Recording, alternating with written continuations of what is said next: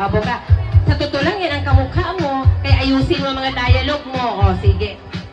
Nanay, happy birthday.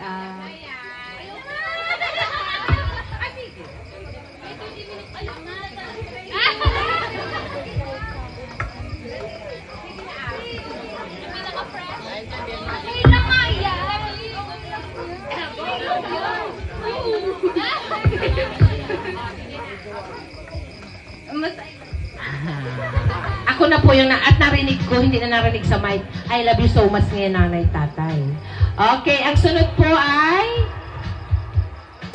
Dali na. Sige na. Ate, okay lang. Na pinaka-fresh. Dahil dyan, di ang last. Okay lang yan. Go lang yan. Oh, sige na. Oh, sige naman.